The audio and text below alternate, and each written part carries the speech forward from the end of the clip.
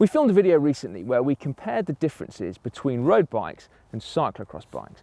And while we were writing the script, it occurred to us that with the new breed of so-called endurance road bikes, the differences between the two are now much, much smaller. And so we wondered, and some of you did too in the comments section, whether or not you could ride cyclocross on a road bike. So we thought we would give it a try. This is a Canyon Endurace road bike with cyclocross tyres on. Now I did ask Canyon, who kindly lent me this bike, whether or not this was able to ride cyclocross. And they said that when this bike was designed, it did not have cyclocross in mind in the slightest. It is not what it's been designed for. But they also said it is a blooming good bike. So, sounds like a challenge.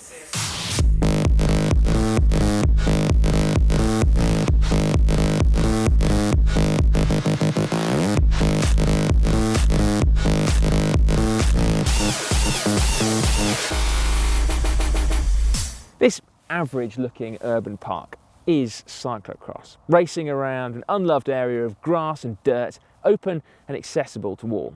In fact, there was actually a race on this very patch of ground just a few weeks back. So what better place to put the Endurace through its paces than with a lap or two of an actual cyclocross course. We've got a really steep climb, loads of muddy, bumpy grass, and a fair few slippery corners.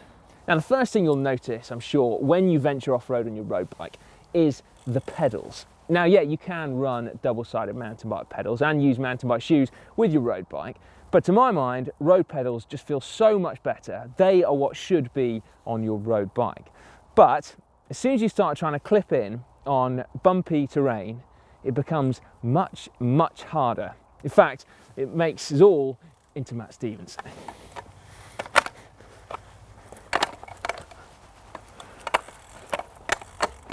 I'm in. Now we are quickly into our first obstacle, which is this dirty, steep little climb. Now it's just about rideable on a cross bike with a 40 tooth chainring and a 28 cassette. But strangely you might think, on this, which is a bike designed to go much faster, the bottom gear is actually a lot lower. And so, the steepness of it isn't a problem. What is, however, is a fact that it's muddy and also frozen. Don't worry, I'm there, I'm there.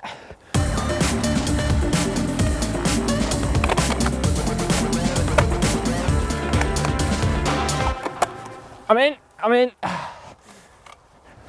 Then there's the comfort.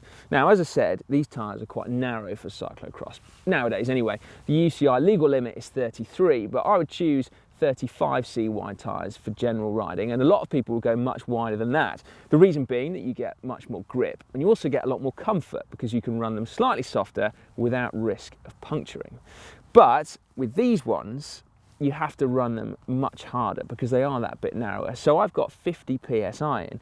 And so on this bike, even though it's been designed with stacks of vertical compliance to be smooth as butter on the road, here on bumpy grass with narrow hard tyres, it's quite hard work.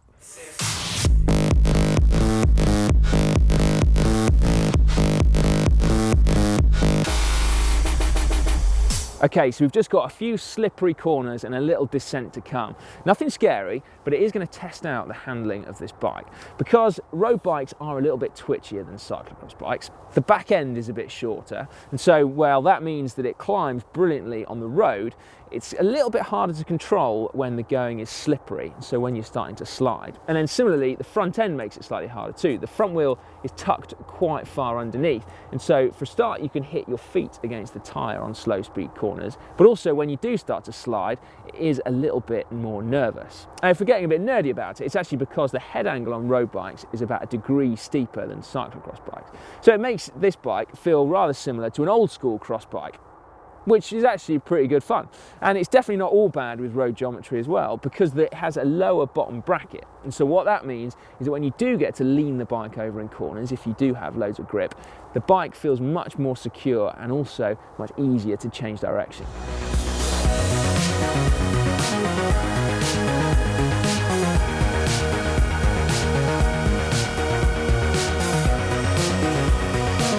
All right, one lap down. How are we looking?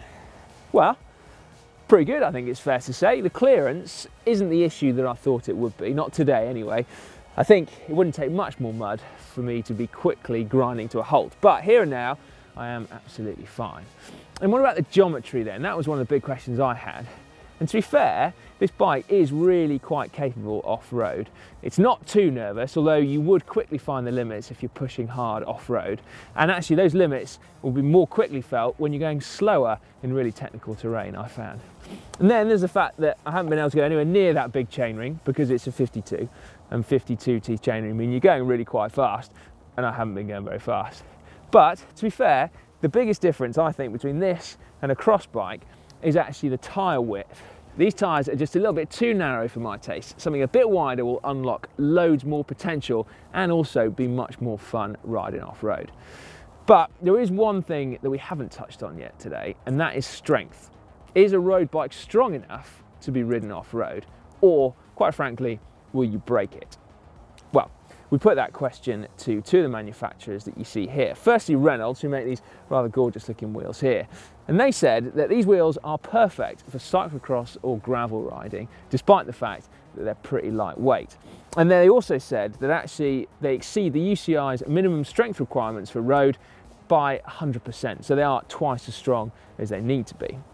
And then we also asked Canyon, who allowed us to use their lovely bike off-road, and they reiterated once again that it is not designed for cyclocross, but in terms of strength, it is as strong as a cross bike.